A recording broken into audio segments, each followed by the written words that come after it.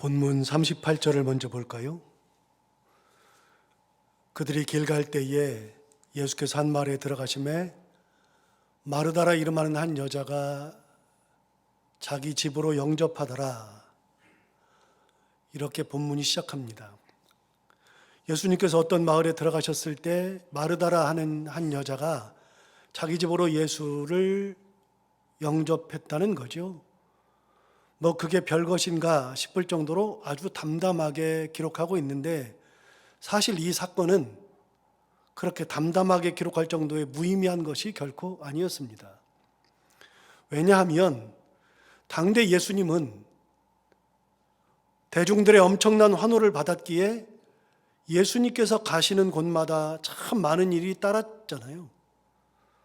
그래서 병들었던 이들, 귀신 들린 이들, 못 걷는 이들, 삶의 희망이 없는 이들이 예수님을 엄청나게 따라다니고 있었습니다.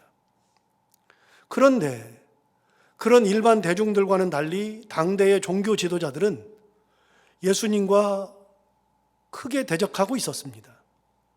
종교 지도자들은 최고 권력자들이었는데 그들의 권력이 참 대단했음에도 불구하고 예수님은 그들의 권력에 절대 굴하지 않았습니다.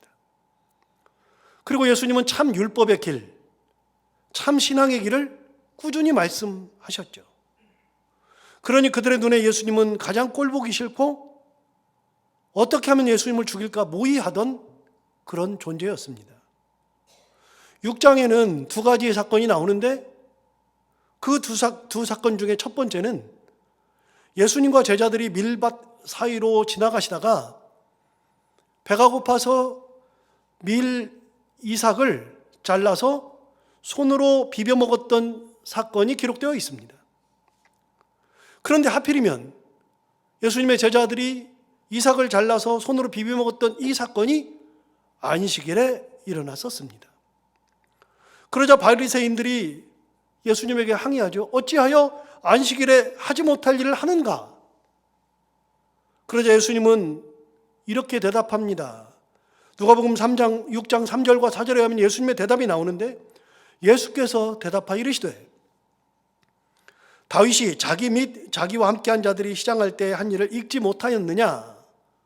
다윗의 예를 들었습니다.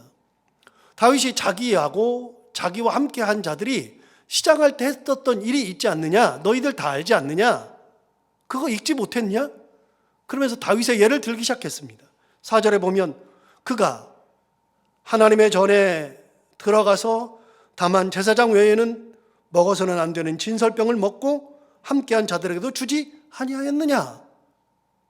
이 사건은 사무엘상 21장에 나오는 내용인데 다윗이 자기를 죽이려는 사울을 피해서 급하게 도망하던 그때 사건을 기록하고 있는 것입니다. 사울이 자기를 죽이려고 하자 아주 급하게 도망을 하게 되면서 먹을 것을 챙기지도 못하고 무기를 챙기지도 못한 채에 막 도망하다가 놉이라는 땅에 이르렀는데 거기에 회막이 있었고 그 회막의 제사장은 아히멜렉이었습니다. 이곳에 도착한 제사장은 아히멜렉에게 이렇게 말을 합니다. 거짓말을 하죠. 왕이 내게 일을 명령하면서 내가 너를 보내는 거, 내가 이렇게 명령한 것은 아무에게도 말하지 말라 그랬다. 그래서 내가 비밀 임무를 띠고서 지금 가는 길이다. 그렇게 거짓말을 하면서 내가 급하게 오다 보니 먹을 것이 없다. 먹을 것은 좀 달라. 그렇게 얘기를 했습니다. 그러자 아히멜렉이 아니 보통의 먹을거리는 내게 없는데 지금 거룩한 떡, 즉 회막에 하나님께 올렸었던 거룩한 떡이 있으니 하나님께 죄를 짓지만 않았다면 주겠습니다 라고 대답하죠. 다윗은 그런 죄를 지은 적이 없으니 주시오. 그래서 아히멜렉이 곧바로 그 거룩한 떡, 진설병 혹은 물려낸 떡이라고 하는 그 떡을 받아서 먹었습니다. 여기서 말하는 거룩한 떡, 진설병이라고 하는 것은 회막에 하나님 앞에 드리던 떡인데 그 떡은 일주일에 한 번씩 올립니다. 그래서 한 주가 지나면 그 떡을 물려내죠. 그래서 물려내는 진설했던 떡, 그것이 일주일 만에 나온 떡이 지금 있는데 그걸 드릴까요? 죄를 짓지 않았다면, 이게 거룩한 떡이니까 죄를 짓지 않으면 드리겠습니다. 그래서 다윗이 그것을 받아 먹었습니다.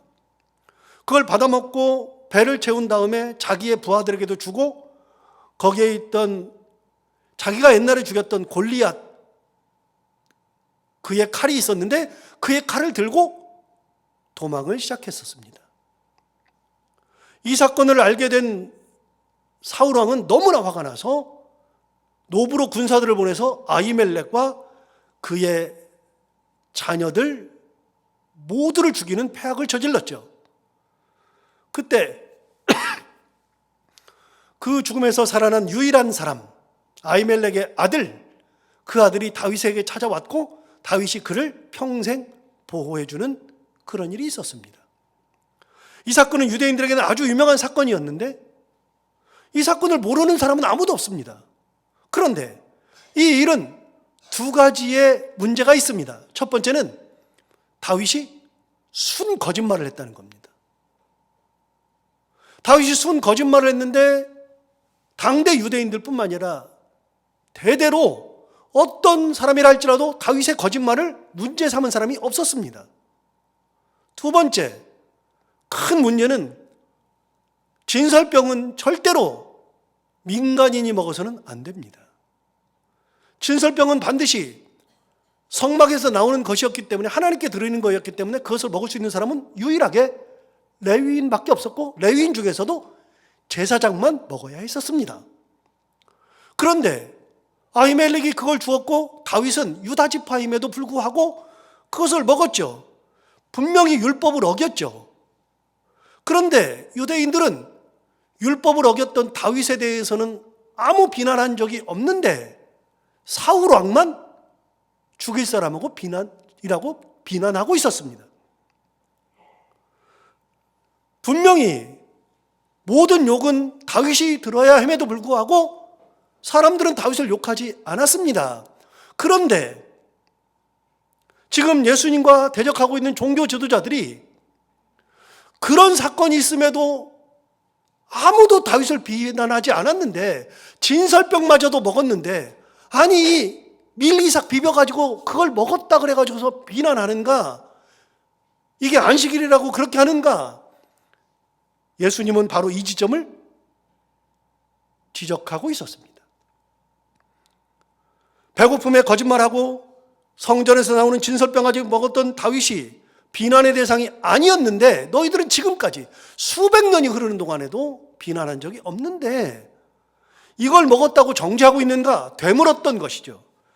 이렇게 말씀하시면서 그 말씀 끝에 예수님이 이렇게 말씀하셨습니다. 인자는 안식일의 주인이니라.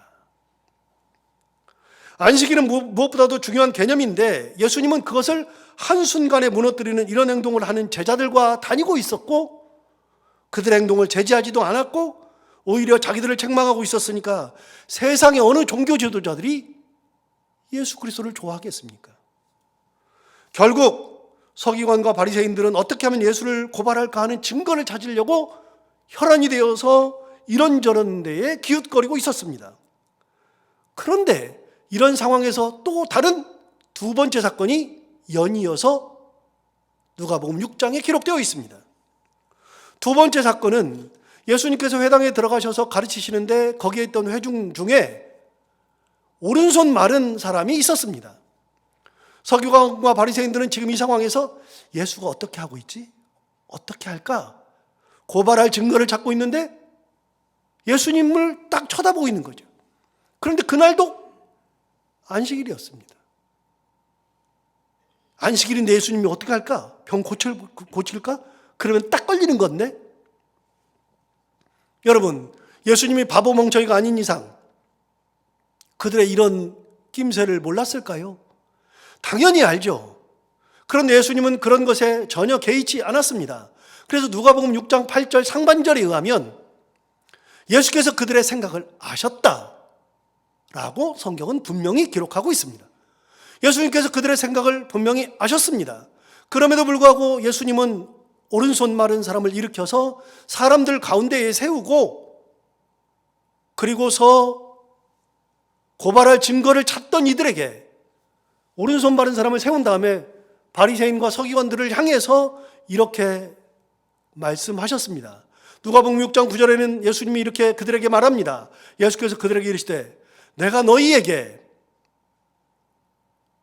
묻노니 안식일에 선을 행하는 것과 악을 행하는 것, 생명을 구하는 것과 죽이는 것 어느 것이 옳으냐 하셨습니다. 예수님은 안식일에 마땅히 해야 할 것이 무엇인지를 물었던 거죠. 율법은 하나님께서 주신 것이로되 안식일에 대한 것은 십계명에서 주신 것이 전부였습니다. 십계명 중 네 번째 계명에 의하면 안식일을 기억하여 거룩하게 지키라라고 하나님이 십계명에서 말씀하셨는데 이 계명을 너무 잘 지키려고 하다 보니까 하나님께서 하신 이 말씀을 기반으로 자기들이 어떻게 하면 더 잘 기억하고 어떻게 하면 더 거룩하게 지킬까 고민하다가 그 말씀을 잘 지키려고 하는 것에 의해서 여러 가지 안식일 법을 만들어 버렸습니다. 사람들이 자기의 신앙으로 만들어 놓은 법칙, 그 법칙은 안식일에는 일을 하지 않아야 한다는 거였습니다. 일을 하면 일에 집중하게 되고 하나님을 기억하지 못하게 되고 거룩하게 그날을 보낼 수 없으니까 일을 하지 말아야 된다는 것이 자기들의 생각이었습니다. 여기까지는 아주 좋습니다. 그런데 일의 범위를 놓고 더 깊이 생각하다 보니까 일단 안식일에는 밥을 하지 말아야 했습니다.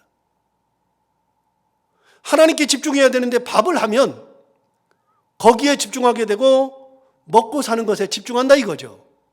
그래서 안식일에는 밥을 하면 안 되었습니다. 그래서 안식일이 오기 전에 안식일에 먹을 것을 다 준비해야만 했었습니다. 안식일에는 집에서 회당까지 걸어갈 정도의 거리만 걸어 다녀야 했습니다. 그것을 넘어서면은 일이 돼버리는 거니까요. 그것이 약 5리 정도 되었습니다.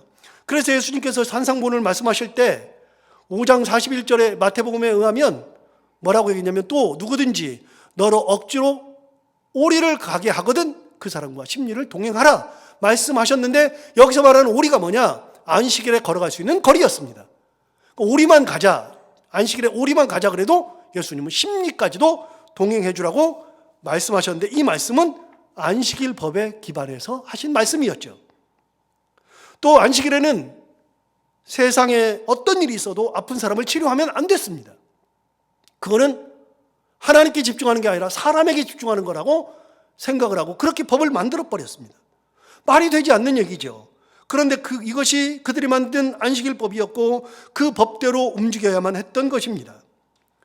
결국 하나님의 뜻과는 전혀 상관없는 안식일 지키는 법칙이 만들어져 버린 겁니다. 예수께서는 이것에 심각한 의문을 제기하셨던 것이죠. 안식일에 선을 행하는 것과 악을 행하는 것 어느 것이 옳습니까? 당연히 선을 행해야죠. 이것이 하나님의 뜻이죠. 안식일에 생명을 구하는 것과 죽이는 것 중에 어느 것이 옳을까요? 당연히 생명을 살려야죠. 이것이 하나님의 뜻이겠죠. 예수님은 그 말씀을 서기관과 바리새인에게 물었던 겁니다. 이 말씀이, 이 본문이 마태복음 12장에서도 나오는데 예수님은 누가복음 6장 9절 말씀과 같은 말씀을 하신 후 마태복음 12장 11절과 12절에서 이렇게 덧붙이셨습니다. 똑같은 본문을 마태복음은 조금 더 세밀하게 말했습니다. 예수께서 이르시되 너희 중에 어떤 사람이 양 한 마리가 있어 안식일에 구덩이에 빠졌으면 끌어내지 않겠느냐. 사람이 양보다 얼마나 귀하냐. 그러므로 안식일에 선을 행하는 것이 옳으니라. 아까 선을 행하는 것과 악을 행하는 것 중에 무엇이 옳으냐고 물으셨던 예수님께서 양이 구덩이에 빠졌을 때 안식일에 빠졌다 그래도 너희들이 당연히 끌어내겠지. 그런데 사람이 훨씬 더 중요하지 않으냐? 그러므로 안식일에 선을 행하는 것이 옳다. 예수님께서 말씀하셨습니다. 안식일에 양이 빠지면 구해도 사람은 안 구하는 것이 안식일법이었습니다. 이게 무슨 법입니까? 하나님이 그렇게 하라고 하신 적도 없는데 자기들이 안식일을 잘 지키겠다고 해서 만든 법이 하나님께서 원하시지도 않는 법을 만들어버린 겁니다. 하나님의 뜻과는 아무 상관이 없었던 것이죠. 예수님은 이것에 심각한 의문을 제기하셨습니다. 이런 의문을 제기하신 후에 오른손 마른 이의 손을 내밀라 하시고 그 손을 고쳐주셨죠. 예수님은 이것이 옳다고 여기신 것이고 옳기 때문에 이렇게 하신 거였습니다. 사람들의 눈치를 보지 않고 안식일의 참 의미, 율법의 참 의미, 하나님의 뜻, 이것이 먼저였습니다. 그런데 예수님의 본질적인 이 행동이 당대 종교 지도자들에 대해서는 심각한 도전이 되었습니다. 이렇게 만들어져서 지킨 것이 수천 년인데 이것에 대한 심각한 도전을 하니까 예수님은 눈에 가시거리였고 어떻게 하면 제거할까? 그렇게 생각되는 존재였습니다. 그래서 이 본문이 있은 다음에 누가복음 6장 11절에 의하면 그들은 노기가 가득하여 예수를 어떻게 할까 하고 서로 의논했다 기록하고 있습니다. 이 두 가지 안식의 사건이 있었을 때에 그 심각한 예수님의 도전을 받고 그들은 노기가 가득했습니다. 하나님의 뜻과 아무 상관이 없는데 자기들이 만든 법이 하나님의 뜻이라고 생각하고 그것이 신앙생활을 잘하는 것이라고 생각하고 있었던 것, 그런데 그게 아니라고 하니까 얼마나 화가 납니까? 그래서 노기가 가득했다라고 기록하고 있고 그런 식으로 말하는 예수를 참을 수가 없어서 어떻게 해야 할까 서로 의논하게 되었습니다. 그러면서 예수를 죽이려고 모의하기 시작한 것이죠. 이런 상황에서 마르다가 자기 집으로 예수님을 영접했던 겁니다.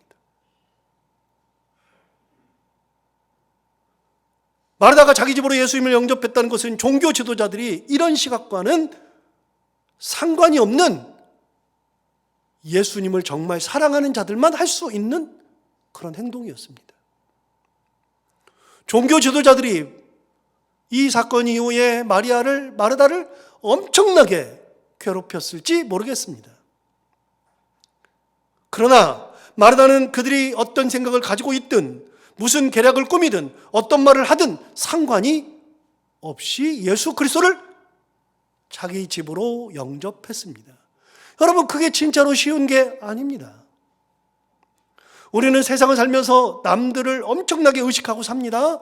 남의 눈을 의식하고 남이 하는 말에 엄청나게 마음을 쓰고 삽니다. 안 그러는 사람 한 명도 없습니다. 그것을 체면이라고 말하기도 합니다. 그래서 남들이 하는 소리, 남들이 하는 행동에 엄청나게 민감하게 반응하거든요. 우리 다 그렇습니다.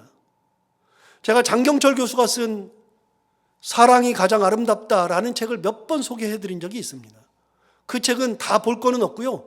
서문은 진짜 읽어볼 만한 그런 책입니다. 장경철 교수, 서울여대 교수가 쓴 사랑이 가장 아름답다라는 그 책에서 서문에서 그는 이렇게 이야기합니다. 100명이 있다고 합시다. 그 100명 중에 99명이 나를 엄청나게 좋아합니다. 나를 존경합니다. 나를 떠받듭니다. 나에게 정말로 잘합니다. 그런데 유독 한 사람만이 나를 비난하고 엄청 말을 만들어내면서 나에게 그 많은 이야기를 통해서 괴롭힙니다. 그럼 그 비난을 듣는 나는 어떻게 되는가 하면 점점 무너져 내리고 큰 불행을 느끼기도 하고 결국은 그 비난 때문에 죽기까지 한다는 겁니다. 여러분, 사실 점수로 따지면 100명 중에 99명이 나를 좋아하니까 99점입니다. 여러분, 99점이면 공부를 진짜로 잘하는 겁니다. 엄청나게 잘하는 겁니다. 우리는 90점만 넘으면 수라 그럽니다. 옛날에 수음이한가 그랬는데 수가 90점 이상이 수입니다. 대학에서는 A학점입니다. A학점 90점만 넘으면 무조건 수니까요. 다 A죠. 90점만 넘으면 수고 A학점인데, 그런데 90점만 넘으면 그러는데 99점입니다. 그러니까 공부를 엄청나게 잘하는 겁니다. 100점이 아니라 할지라도 99점이면 진짜로 잘하는 겁니다. 여러분, 우리가 살면서 99점을 몇 번이나 맞았습니까? 우리 99점 맞는 것도 쉬운 게 아닙니다. 정말로 99명이 날 좋아한다는 것은 점수로 따지면 대단한 겁니다. 사회생활 진짜로 잘한 겁니다. 99명이 나를 사랑하는 것이 쉽지 않고 이 정도만 인생 성공한 것인데, 그런데 사람은 99명을 보지 않고 한 명을 보고 산다는 겁니다. 장경철 교수의 말입니다. 나를 비난하는 한 사람, 나를 엄청나게 미워하는 한 사람, 나를 모함하는 그 한 사람, 그 한 사람의 목소리가 99명보다도 훨씬 더 크게 느껴지고 그것을 신경 쓰고 사는 것이 인간의 삶이라는 거죠. 멍청하잖아요. 얼마나 멍청합니까? 99명이나 나를 좋아하는데. 그런데도 99명의 소리가 안 들린다는 겁니다. 인간은 한 명의 소리만 들리는 거죠. 1점을 볼 필요가 없잖아요. 나는 1점 때문에 자살할 이유가 없잖아요. 99점이나 맞았는데 1점 때문에 왜 자살합니까? 그런데 그 한 명 때문에 나중에 심각해지면 자살까지 한다는 겁니다. 인간은 사랑을 받아야만 사는 존재인데, 사랑보다도 더 인간이 마음을 쓰고 사는 것은 사랑이 아니라 남들의 시선, 남들의 비난, 헐뜯음을 사람은 더 신경 쓰고 산다는 겁니다. 여러분 안 그렇습니까? 저도 그렇습니다. 두 가지요. 여러분, 먼저는 예수님을 믿으면서 남들을 비난하며 살 필요가 없습니다. 왜 1점짜리 인생을 살려고 합니까? 왜 나는 1점짜리가 되어서 남을 비난하고 헐뜯습니까? 마태복음 7장 1절에 의하면 비판을 받지 아니하려거든 비판하지 말라 그랬습니다. 누가복음 6장 37절에서는 비판하지 말라. 그리하면 너희가 비판을 받지 않을 것이요. 정죄하지 말라. 그리하면 너희가 정죄를 받지 아니할 것이요. 용서하라. 그리하면 너희가 용서를 받을 것이야 라고 말했습니다. 로마서 14장에서는 집중적으로 비판에 대해서 이야기하는데 14장 1절에 의하면 믿음이 연약한 자를 너희가 받되 그의 의견을 비판하지 말라. 3절에서는 먹는 자는 먹지 않는 자를 없인 여기지 말고 먹지 않는 자를 먹는 자를 비판하지 말라. 이는 하나님이 받으셨음이라. 13절에서는 그런즉 우리가 다시는 서로 비판하지 말고 도리어 부딪힐 것이나 거칠 것을 형제 앞에 두지 아니하도록 주의하라. 여러분, 예수를 믿으면서 남을 비판하고 1점짜리 인생을 사는 것은 말도 안 되는 건데, 우리 그렇게 사는 사람들이 있어. 예수 믿으면서도. 신앙생활은 신앙생활이고 그건 따르고, 세상에 그런 것이 어디가 있어요. 왜 남을 아프게 해요? 남의 안 좋은 거를 왜 이렇게 말을 해요? 내가 만든 법이 맞대요. 하나님과 아무런 상관없는 법을 만들어 놓고 내가 만든 법이 맞대요. 왜 그렇게 마음을 아프게 하는지 모르겠어요. 그럴 이유가 하나도 없습니다. 예수께서 하지 말라고 하셨잖아요. 비판하지 말라고 몇 번을 말씀하셨잖아요. 그런데 비판할 이유가 뭐가 있어요? 같이 신앙생활하면서 옆에 있는 사람들이 얼마나 소중한데, 항상 말씀드리지만요, 같이 신앙생활하는 게 얼마나 대단한 거냐면요, 여러분, 내가 아플 때 우리 친척들은 저 멀리 있어서 안 와도 우리 성도들은 오는 거예요. 성도들이 기도해요. 얼마나 소중한데 이 소중한 사람한테 비난의 화살을 가질 필요가 없는 거예요. 내가 만든 그 틀이, 율법이 맞다고 누가 장담합니까? 두 번째, 그렇게 비판을 하더라도 신경 쓰지 않는 것이 좋습니다. 마음을 쓰지 않아야 합니다. 사실 마음을 쓸 이유가 전혀 없습니다. 그런데 이게 진짜 쉽지 않습니다. 저만 해도 남을 엄청 의식하고 살고 있는 제 자신을 발견할 때가 있습니다. 그렇게 비교를 하면서 상대적으로 우위에 있으면 우쭐하고 상대적으로 열등하다 생각하면 기가 죽고 불행하다고 느끼고, 이게 우리가 죽을 때까지 풀어야 되는 숙제 중에 하나긴 한데, 여러분, 그런 측면에서 마리아의 이 행동은요, 자기가 그런 일을 하고 나서 사람들이, 그리고 종교 지도자들이 엄청나게 비난했을 텐데, 그 비난 속에서도 마르다는 그런 거에 꿈쩍하지 않고 예수 그리스도를 자기 집으로 영접했습니다.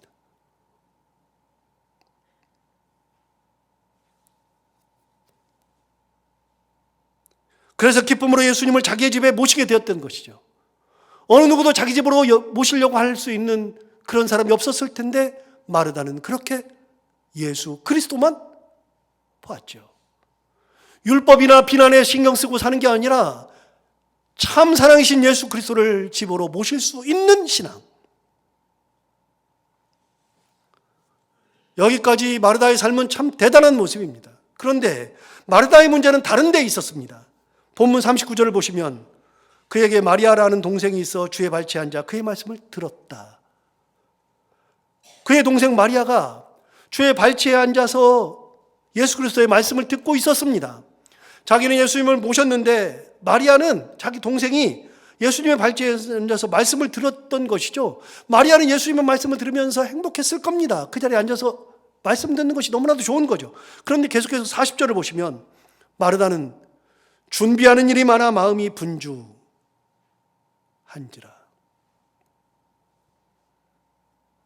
준비하는 일이 많았습니다. 도대체 뭘 준비하고 있었을까요? 전혀 모르겠습니다. 뭘 준비했는지 성경은 말하지 않으니까 잘 모르겠습니다. 저는 옛날에 여기 이 본문을 읽으면서 마르다가 예수님을 위해서 음식을 준비한 거라고 생각한 적이 있었습니다. 먹을 식사를 준비했을 거라고 생각한 적이 있었습니다. 그 생각이 전혀 틀리지 않습니다. 그게 맞을 확률이 상당히 높습니다. 하지만 정말 그런가 하면 아닐 수도 있죠. 예를 들어서 예수님과 12제자가 들어왔으니까 잠자리를 준비하였을 수도 있고 다른 급한 일을 할 수 있을 수도 있고 그리고 식사를 준비하실 수도 있고 그렇게 했었을 겁니다. 그런데 이 복음서의 저자인 누가는 마르다가 준비하는 일이 많았다라고 기록하고 있죠. 그런 것으로 보아서 한꺼번에 이 모든 것을 다 준비했을 가능성도 있을 겁니다. 아무튼 마리아는 준비하는 일이 많았는데 그 다음이 더 중요하죠. 마음이 분주했다. 예수님은 준비하는 것을 원하는 것이 아닌데 자기는 마음이 이게 준비하는 게 많아서 마음이 분주한 겁니다. 이게 예수님을 잘 섬긴다고 생각한 겁니다. 종교 지도자들은 법을 만들어 놓고 그 법을 지켜야지 신앙생활을 잘한 거라고 생각했습니다. 마르다는 그거에 개의치는 않았는데 예수님을 잘 섬기는 거는 내가 준비를 많이 해서 많이 드리고 많이 뭔가를 해드리면 예수님께서 좋아하실 거라고 착각하고 있는 겁니다. 그래서 마음이 분주한 겁니다. 사실 그러지 않아도 예수님은 아무런 문제가 되지 않습니다. 밥을 준비하지 않았으니까 너 왜 밥 안 준비해? 라고 하지 않을 겁니다. 잠자리 준비 안 하니까 너 왜 잠자리 준비 안 해? 그렇게 말씀하시지 않을 겁니다. 자기 혼자 마음이 분주한 겁니다. 여러분 우리 신앙을 한번 돌이켜 봐야 되지 않겠습니까? 내 스스로 마음이 분주하고 내 스스로 정해놓은 그 틀에 의해서 예수님을 그렇게 섬기는 것이 잘하는 거라고 생각하는 일을 많이 해야지 하나님께서 기뻐하신다고 생각하는 뭔가를 해야지만 하나님께서 기뻐하신다고 생각하는 우리는 사실 가만히 있으면 뭔가 불안하고 차분히 앉아서 하나님을 묵상하고 하나님의 말씀을 다시 한번 새겨보면 그렇게 하면서도 우리는 뭔가를 해야 된다는 것 때문에 마음이 분주한 경우가 얼마나 많습니까? 우리는 지금까지 그렇게 살아왔던 것 같습니다. 그러나 예수님은 마음이 분주한 것을 원하지 않습니다. 아까 본문을 계속해서 보시면 예수님께서 이렇게 말씀하셨습니다.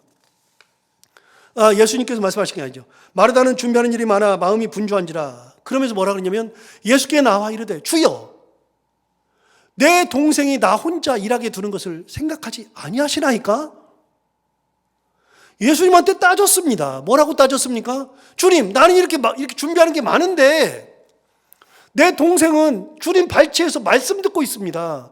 여러분, 내 동생이 나 혼자 일하는 거 그거를 가만히 두는 것을 예수님 생각 안 해요?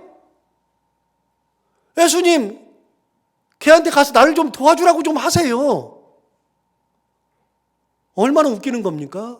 자기 동생을 불러서 얘기하는 것도 아니고 예수님한테 얘기하는 겁니다. 주님, 아니 내 동생은 말씀 듣고 있는데 왜 가만히 있어요? 화살이 누구한테 가요? 예수님한테 가죠. 여러분, 예수님한테 잘 섬긴다고 생각했어요. 이게 잘하는 거라고 생각했어요. 분주한 것이 좋은 거라고 생각했어요. 그래서 막 하는데 내 동생은 가만히 있거든요. 이게 잘 섬기는 것 같지가 않아. 너 왜 그러고 있어? 내가 가진 틀 가지고서 잣대를 대보니까 내 동생이 그러고 앉아있어요. 예수님한테도 따지는 거죠. 주님, 나 이렇게 분주한 거 안 보여요? 내 동생 여기 있는데 좀 나한테 가서 일 좀 하라고 하세요. 도와주라고 하세요. 하면서 오히려 예수님에게 화살을 돌렸습니다. 항상 느끼는 거지만요. 여러분 신앙생활하면서 하나님이 좋은 것을 하는 것이 신앙생활이고 예수님의 말씀대로 사는 것이 신앙생활인데 내가 정해놓은 틀 가지고서 신앙생활하고 그게 잘하는 거라고 생각하는 경우가 진짜로 많아요. 싹 다 의미 없어요. 하나님이 원하시지 않는데 예수님이 그걸 원하시지 않는데 왜 그걸 하고 있죠?